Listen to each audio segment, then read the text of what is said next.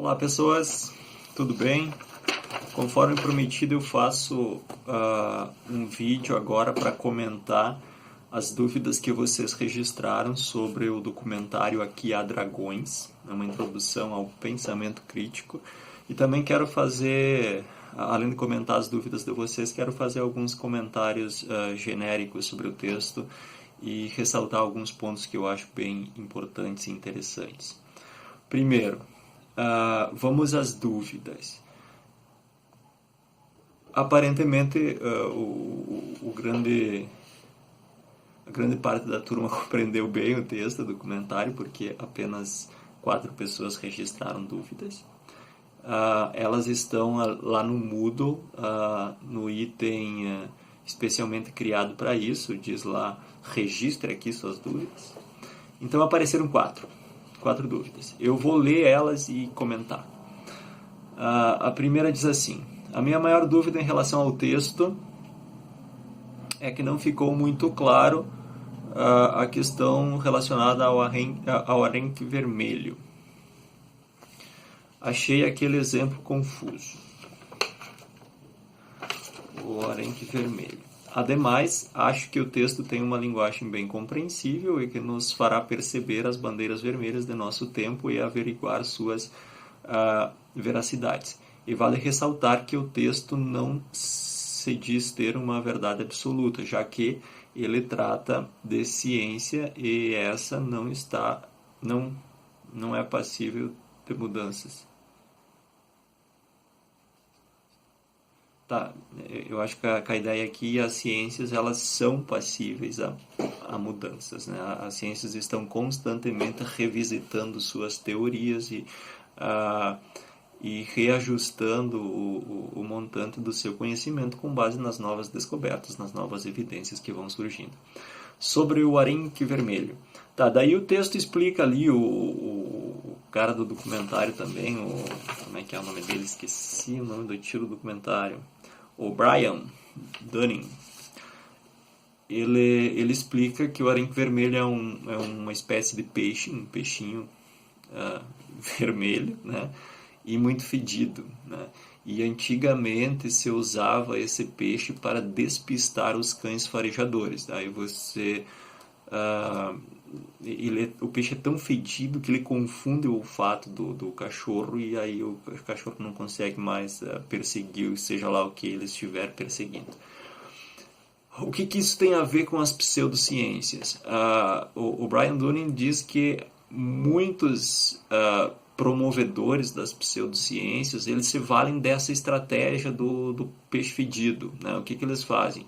Eles têm uma justificação muito fraca para sustentar aquilo que eles estão propondo, eles não têm evidências para assegurar a sua teoria, a sua concepção pseudocientífica, e conscientes disso, eles ficam jogando informações que são irrelevantes, mas que distraem as pessoas em relação à falta de evidência que aquele conhecimento tem. Então, o arenque vermelho é uma estratégia de disfarçar e de distrair as pessoas em relação à falta de fundamentação que um conhecimento tem. E aí o exemplo dele está associado a uma teoria da conspiração. Tem muita teoria da conspiração, tá, gente? Especialmente agora a gente lida com teorias revisionistas da história, teorias que dizem que o Holocausto não aconteceu, que o nazismo era de esquerda, que a Terra é plana, todas essas coisas, né? São teorias conspiratórias. Essas teorias todas, elas são muito fracas em termos de evidência. Praticamente as evidências sérias não existem, né? Porque a gente tem evidências que mostram o contrário, né? Que mostram que a Terra é redonda, que mostram que o Holocausto existiu, que mostra que, a partir daquilo que a gente sabe sobre posições políticas de esquerda e de direita, que o nazismo, o fascismo, em geral, os regimes totalitários são de direita.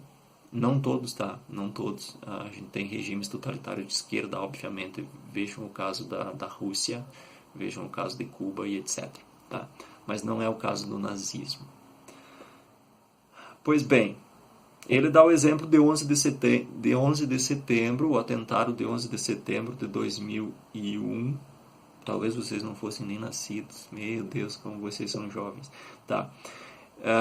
Então algumas pessoas começaram a dizer, e há muita teorização no sentido fraco na internet, que dizem que o atentado de 11 de setembro foi patrocinado pelo próprio governo dos Estados Unidos para criar uma justificativa para iniciar uma guerra com os países lá do Oriente Médio e começar a tal do combate ao terrorismo. E aí, quando que as pessoas questionam elementos dessa teoria da conspiração e perguntam, por exemplo, tá, mas que evidências você tem? Quem foi efetivamente que jogou os aviões contra o World Trade Center? E aí a pessoa diz, mas veja bem, o parente lá do Bush trabalhava lá no prédio, e daí ele repete, tá, mas vamos ao que interessa, quem foi efetivamente que lançou os aviões contra o prédio? Mas veja, dias antes aconteceu tal coisa.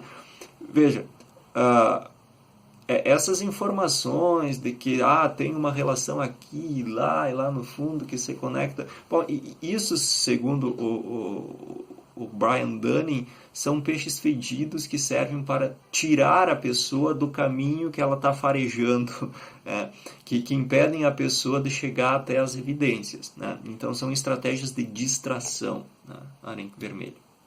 E que disfarçam o fato de que, enfim, evidências sólidas não existem. É por isso que se usa essa estratégia para distrair as pessoas do fato de não haver boas evidências. Tá, então essa foi a primeira dúvida. Oi, eu errei a questão 1. Eu achei que o cara do vídeo criticou tanto a pseudociência que eu fiquei na dúvida se era verdade. O depoimento da primeira questão do questionário. O documentário não diz que tais conhecimentos chamados de pseudociência são necessariamente falsos. O resto da questão eu concordei. Entendi, mas poderia explicar melhor o porquê de não serem necessariamente falsos para clarear essa questão. Então, esse é um ponto que, de qualquer forma, eu queria comentar melhor com vocês. O final do texto, o Brian Dunning, ele faz umas considerações importantíssimas em relação à ciência, né? Que contrariam aquilo que muitas pessoas, especialmente o senso comum, acredita sobre a ciência. No caso, que a ciência produz sempre verdades definitivas, verdades absolutas, e que o que é científico é definitivamente verdadeiro e está acima de dúvidas. O que ele vai dizer lá no final? Ciência tem tudo a ver com o fato de que nós não sabemos tudo. Ciência é o processo de aprendizagem. Se nós queremos melhorar o mundo, melhorar a condição humana, melhorar a tecnologia, a aprendizagem e assim a ciência é essencialmente o caminho a seguir. Quando você ouvir alguém criticar a ciência porque ela não tem todas as respostas, não discuta com essa pessoa. Ao contrário, mostre que esta é a força central da ciência. Nós não poderíamos aprender mais a cada dia se nós presumíssemos que já sabemos tudo. A parte essencial do espírito científico é essa consciência de que as nossas respostas elas podem ser provisórias e elas podem ser alteradas na medida em que surgem novas evidências, né? Então a ciência séria, a ciência verdadeira, ela tem essa convicção de que os resultados obtidos, mesmo aqueles resultados que aparentemente são muito bem justificados, eles podem não estar certos. Né? Ok, esse é um ponto. Então, a ciência, embora seja um conhecimento muito bem justificado, a ciência é um conhecimento bem justificado, e é isso que diferencia a ciência da pseudociência, porque a pseudociência pretende ser aceita, mas ela quer ser aceita sem ter uma boa justificação, sem estar bem fundamentada em termos de evidência. Isso é o fundamental para o Brian Dunning, né? Pseudociência quer ser levada a sério, mas não apresenta justificativas, não apresenta evidências para sustentar aquilo que ela propõe. né? E aqui está toda a diferença, porque a ciência sempre apresenta evidências para aquilo que propõe em suas teorias, aquilo que propõe como conhecimento. Tá? Essa é toda a diferença. Mas é possível que uma pseudociência esteja correta? Lá pelas tantas é. Pensem no senso comum, por exemplo. Né? O senso comum tem algumas noções pseudocientíficas no sentido de que não são bem fundamentadas. Sei lá, minha avó tinha um conhecimento de que chá de boldo fazia bem para... Não sei para que chá de boldo fazia bem, mas era para alguma coisa. Não havia evidências em relação a isso. A única evidência que tinha era a evidência da tradição. Desde sempre, a avó, da minha tataravó já tomava chá de boldo para resolver esse tipo de problema. Então isso foi passando de uma geração para outra e chegou até aqui. Bom, essa é a única evidência que tem em relação a isso, que tradicionalmente se usou o chá de boldo para tais e tais coisas. Às vezes funciona, às vezes não funciona, mas mantém-se esse conhecimento. Pode ser que, veja, isso é um pseudo-conhecimento, ele é pseudocientífico, ele não é científico, tá? Ele não tem bases, evidências, uma justificativa bem construída. Mas pode ser que a ciência vá estudar as propriedades medicinais do boldo e descubra que de fato tem algo lá no boldo que faça bem para tais e tais e tais coisas. Né? Então, aquela crença mal justificada lá da avó, ela era correta. Tá? Ela, de fato, funcionava. Então, vejam, mas não é isso que o Dunning está questionando, porque toda a ideia de verdade é problemática. Né? A ideia de verdade é problemática. Então, o que ele está dizendo é: pseudociências são mal justificadas. Ou não tem justificativa nenhuma, ou tem essas justificativas fuleiras ali. Porque é antigo. Porque é natural. Porque é apoiado por celebridades. Porque... etc, etc. Então, pseudociência é pseudociência porque não é suportada, não é apoiada por evidências, não é bem justificada. Esse é o problema. Esse é todo o problema com a pseudociência. Talvez ela seja até verdadeira, mas se ela não conseguir mostrar isso, pouco importa para nós, porque agindo racionalmente, o critério que temos para diferenciar o bom conhecimento do mau conhecimento é a presença de uma justificação, é a presença de evidências. E a pseudociência não apresenta boas evidências. Então, isso principalmente em relação a essa dúvida. Considerando que arenques vermelhos são distrações de uma linha de evidência lógica. Ok, bem compreendido aqui. Que sentido essas distrações têm na nossa sociedade no momento em que estamos vivendo a pandemia? E quais as causas e as consequências, e quais as causas que causas e que consequências nos traria hoje, e se seria possível abatê-las? Essa é uma pergunta para comprometer politicamente o professor. Tá, vejam bem. O arenque vermelho são peças de distração, tá? Então, vamos pensar politicamente. O nosso governo, às vezes parece que tem uns episódios que são bem adequados a isso, né? Tipo, tu lá tá discutindo reforma da Previdência ou reforma trabalhista, e em vez do foco da população tá nisso, aí começam a surgir episódios de golden shower, de todo esse tipo de coisa, de depoimentos polêmicos, e aí a imprensa migra todo para esses depoimentos polêmicos e discute isso e deixa de discutir as questões mais fundamentais e mais significativas para o grosso da população. Poderíamos usar isso como um exemplo de arenque vermelho, né? E que tipo de impacto isso tem, né? É um elemento de distração. Tá? Eu sabia que essa resposta ia me comprometer politicamente. Tá. Por fim, não consegui compreender com clareza as bandeiras vermelhas. Bandeiras vermelhas são sinais de alerta. É tipo quando vocês vão na praia lá e tem umas bandeiras vermelhas na praia, significa que você não deve entrar no mar, né? Porque é um sinal de alerta. Então o Brian Dunning está chamando de bandeiras vermelhas alguns sinais de alerta. Ele diz, prestem atenção quando vocês repararem que um determinado conhecimento está sendo justificado com base na sua antiguidade. Esse conhecimento é milenar, vem lá dos tibetanos do início do milênio, né? Então há uma força poderosa nesse conhecimento porque ele é velho. O que o Dunning está dizendo é, tem uma bandeira tremulando aqui, preste atenção. Se a antiguidade for o único critério para você acreditar que um conhecimento é confiável, caia fora, né? Caia fora. Porque a antiguidade não garante nada, né? A gente pode ter conhecimentos muito, muito antigos que são falsos. Nada impede que um conhecimento falso sobreviva por muito tempo. E alguns sobrevivem. Sabedoria antiga, então, esse é um apelo à autoridade. Isso é muito usado, né? Propagandas de sabão em pó na TV. O que geralmente se faz? Tu veste um ator de cientista, que basicamente é colocar um jaleco branco e dar uma prancheta, uma caneta com ele, ficar tomando nota de coisas.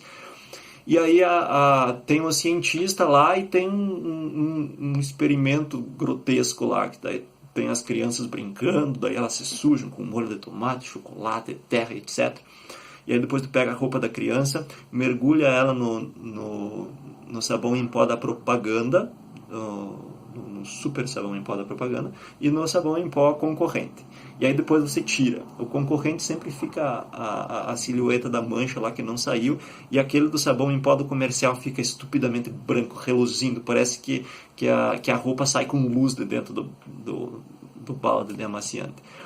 Mas vejam o que tem aqui. Tem uma referência à autoridade científica, né? Quando tu veste a pessoa, um ator de cientista para vender um produto, quando você simula um experimento na TV, você está usando a autoridade da ciência para vender coisas, né? Isso é um apelo à autoridade. Da mesma forma, você veste pessoas de cientista para vender pasta de dente, né? Porque o cientista tem uma autoridade. Mas também se usa muito pessoas famosas para vender coisas. O Pelé é um cara que vendeu de tudo na vida dele. Adoçante, Viagra, tudo, né? Porque o Pelé era uma celebridade. E as pessoas tendem a acreditar em pessoas famosas. Porque veja bem, se o Pelé usa adoçante, quem sou eu para desconfiar da qualidade do adoçante? Mas qual que é o ponto que o Dunning está chamando a atenção?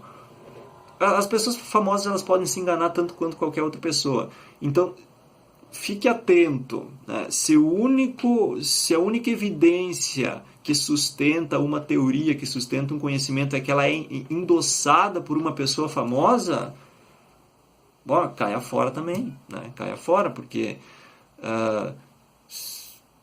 pessoa famosa pode ter interesse em defender isso, ela pode estar recebendo para defender essa teoria, ou ela pode estar enganada também. O fato dela ser famosa não torna ela imune a equívocos. Devemos sempre procurar evidências para acreditar em teorias, né? Não em quem está endossando essas teorias. Então, isso sobre o apelo à autoridade. Uma outra bandeira que a gente deve ficar atento é o viés da confirmação, e prestem muita atenção nisso, anotem em algum lugar, leiam mais sobre o tal do viés da confirmação. Isso aqui é poderosíssimo, poderosíssimo. Ou tendência à confirmação, que é outro nome que aparece aí. O que significa? Basicamente é uma tendência inconsciente que todos nós temos de privilegiar as informações que se alinham com aquilo que previamente acreditamos. Então, se eu acredito que o problema da corrupção são os partidos de esquerda, eu vou conseguir lembrar de uma coleção enorme de acontecimentos, de situações que relacionam partidos de esquerda com escândalos de corrupção, né? Porque o meu cérebro privilegia esses eventos que confirmam a crença que eu tenho. Por outro lado, se eu acredito que todo o problema da política e da sociedade são as visões de direita e os partidos de direita, meu cérebro inconscientemente vai privilegiar e vai guardar na memória todos os acontecimentos que confirmam essa minha crença de que de fato o problema são os partidos de direita e a visão de mundo de direita. Isso é viés da confirmação. Ele é muito atuante também em início de namoro. Vejam como é que são as coisas no início do namoro. As pessoas dizem, a paixão deixa cego. Não é a paixão, é o viés da confirmação. No início do namoro, então, a pessoa está profundamente convencida de que encontrou a pessoa da sua vida, a sua outra metade da laranja. E aí ela registra todos os pequenos detalhes do comportamento e do ser daquela pessoa que confirmam isso que ela acredita, né? Que aquela é a pessoa certa para ela. E a pessoa se torna cega para todas as outras evidências e todos os outros aspectos que depõem contra isso, que mostram como aquela é uma pessoa ruim ou estranha ou que não combina com ela. E a pessoa simplesmente não percebe isso, porque o viés da confirmação privilegia apenas os eventos e as características que confirmam aquela que ela acredita, né? Que ela encontrou a pessoa certa para ela, etc, etc. Pois isso é o viés da confirmação. Tá? Depois o viés da confirmação cansa e invariavelmente as pessoas em algum momento começam a notar aquilo que no início elas não notavam, né? Mas o viés da confirmação, então, é essa tendência. Todos nós temos, né? Todos nós temos. E é por isso que a gente deve ficar muito atento a isso, né? Será que eu não estou colecionando fatos, colecionando informações que venham ao encontro daquilo que eu acredito e eu não estou simplesmente ignorando inconscientemente um conjunto enorme de fatos e circunstâncias que depõem contra aquilo que eu acredito, né? Será que eu mesmo não estou me fechando numa bolha, né? E apenas alimento aquilo que eu quero, que eu acredito, né? Aquilo que eu julgo ser o certo? Tá, leiam mais sobre isso, tá, pessoas? O viés da confirmação, isso é muito, muito poderoso. Conta-se que o Darwin tinha um caderninho em que ele anotava tudo aquilo que aparentemente não se encaixava na sua teoria da evolução, né? E isso é um procedimento científico sério, você prestar atenção e anotar aquilo que aparentemente não se alinha com a tua teoria, né? E aí isso vai levar você a repensar a tua teoria muitas vezes, né? A problematizá-la melhor. É diferente uma postura de um cientista, e a gente poderia dizer um pseudocientista, que apenas coleciona os fatos, as evidências que confirmam a sua teoria. Pô, e aí é fácil, né? Se eu apenas olho para aquilo que confirma a minha teoria, eu vou sempre e eternamente confirmar a minha teoria. Porque eu sempre vou conseguir algumas evidências para isso. Confusão entre causa e correlação. Algumas coisas acontecem juntas e isso não significa que uma produziu a outra, né? Você pode, sei lá, você comeu um sanduíche de cebola antes de fazer uma avaliação e foi muito bem na avaliação. Aí você diz, comer sanduíche de cebola antes de fazer avaliações dá sorte ou me deixa mais inteligente. Não é porque comer cebola foi um evento que veio antes de fazer uma boa prova que foi a cebola que produziu isso. O exemplo que o Brian Dunning usa é muito importante, tá? É o exemplo das vacinas e do autismo. Isso começou lá nos Estados Unidos e se tornou um problema social.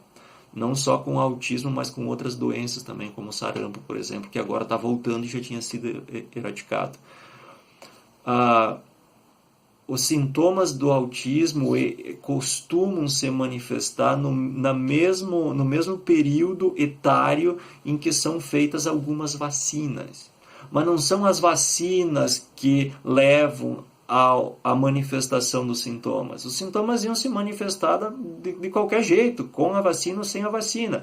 Só que, por acontecer no mesmo período da realização das vacinas, as pessoas tendem a associar, bom, então foi a vacina que produziu o autismo, ou que levou à manifestação dos sintomas do autismo.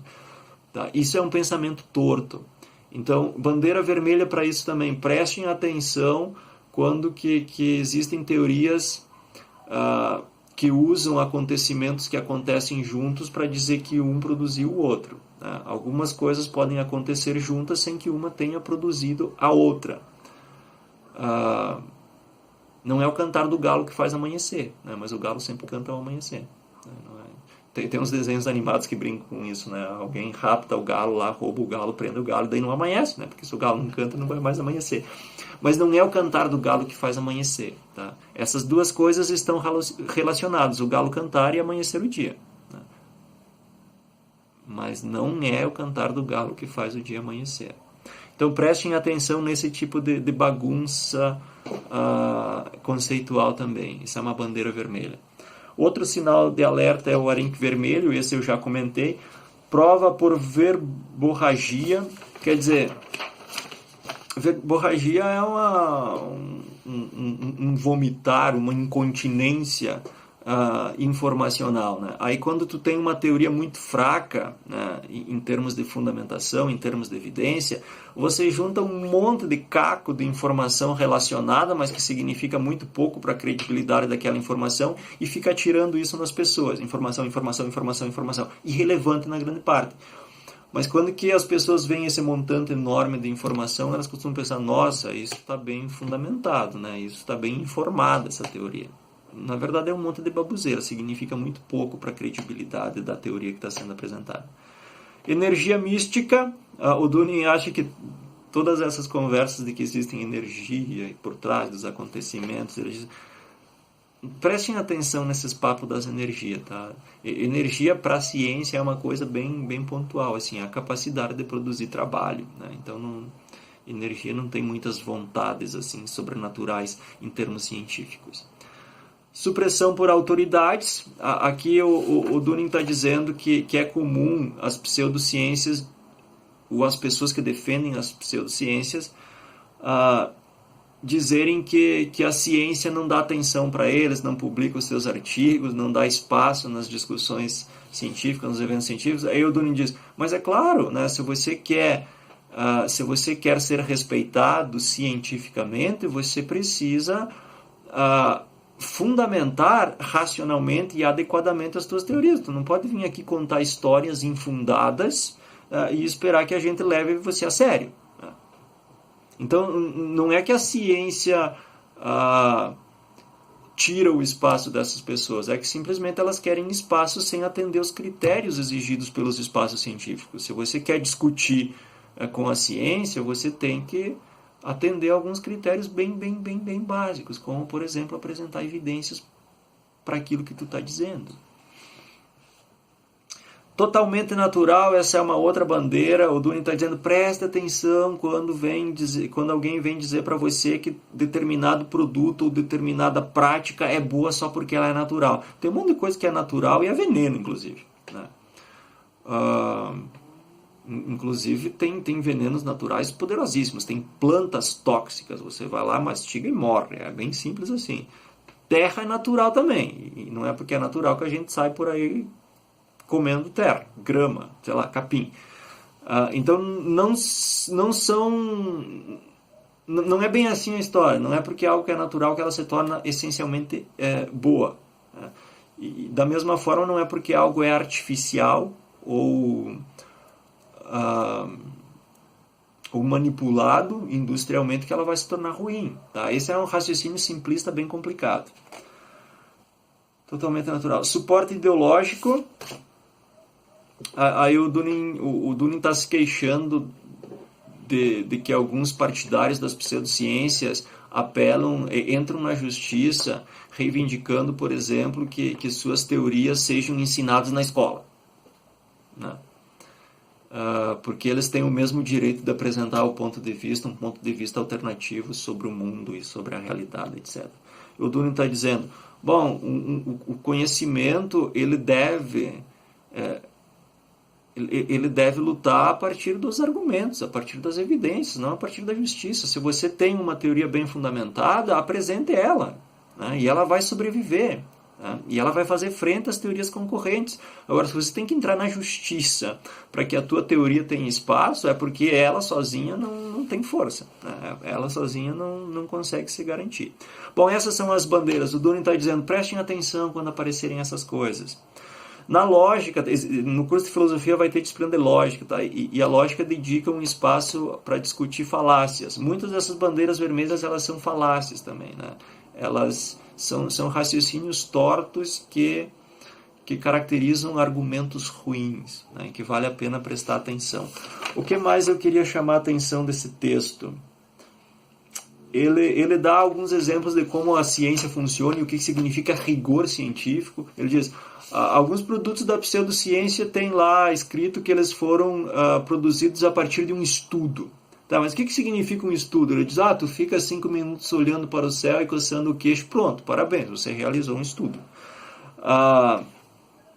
Mas para a ciência, um estudo envolve testes de um rigor muito bem controlado, testes duplos cegos, triplos cegos, que ele explica lá no documentário.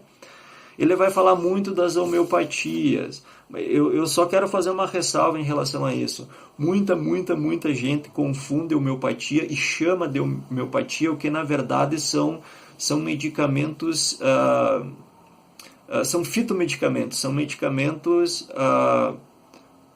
com base em plantas medicinais, de extratos de plantas medicinais. Gente, são coisas diferentes. Eu não sei por que cargas d'água muita gente chama fitomedicamento de homeopatia, mas não é, tá? Homeopatia é uma teoria segundo a qual você dissolve muito uma substância na água até permanecer apenas a lembrança dessa substância na água. Lembrança da substância na água.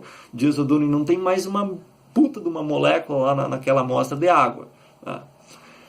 E aí você diz que isso é um remédio. Né? A lembrança da presença de uma partícula que foi 1 milhão de vezes dissolvida vai te ajudar. Né? E isso é a homeopatia. Ele explica isso no documentário. Não significa que remédios à base de extratos de plantas, os fitomedicamentos, eles são homeopatia, tá? Não são, geralmente não são. Eles têm uma substância ativa lá, né? Com uma concentração que pode ser medida, inclusive. Não são lembrança de alguma substância. Ok, daí ele vai dizer depois por que as pessoas acreditam, então, nas pseudociências, e ele termina falando, então, do ceticismo e de que a ciência não tem todas as respostas. Eu queria comentar ainda aquela questão que vocês tinham que dissertar lá no questionário. Façam o questionário, quem não fez ainda. Que perguntava o que dá para entender em relação ao pensamento crítico depois de assistir o documentário do Brian Dunning. É um documentário sobre ciência, tá, gente? Mas não significa que ele não pode nos dizer algo significativo sobre o pensamento crítico também na filosofia. Porque pensamento crítico, em geral, é pensamento crítico. Algumas características centrais do pensamento crítico que se mostram a partir do documentário são essas. Primeiro, o pensamento crítico é um pensamento que busca por fundamentação, é um pensamento que busca por justificação, é um conhecimento que se importa com a análise das evidências que sustentam os conhecimentos e as teorias. Com as boas evidências, né? Porque todas aquelas bandeiras vermelhas alertam para evidências ruins para sustentar conhecimento. Então, pensar criticamente significa buscar boas evidências para apoiar crenças, para fundamentar conhecimentos. O pensamento crítico ele também leva uma boa dose de ceticismo. No final do texto, o Brian Dunning vai falar do ceticismo. O ceticismo é uma corrente também dentro da filosofia, é uma corrente que não acredita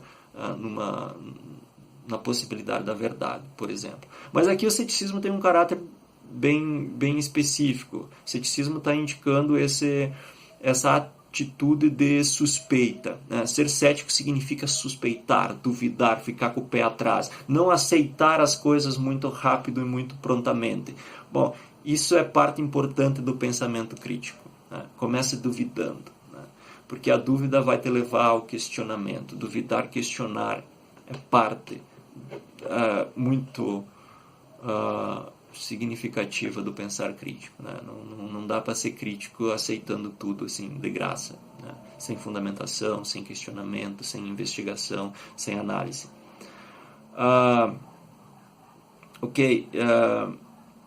Além disso, e pressuposto em tudo isso, está, então, por fim, uma capacidade de análise racional do conhecimento em relação às evidências que ele apresenta, né? Tentando limpar tudo aquilo que tudo aquilo que é evidência ruim, né? que o Turing está chamando de bandeira vermelha, de apelo à tradição, apelo à natureza, o totalmente natural, energia mística, confusão entre causa e correlação, todas essas coisas.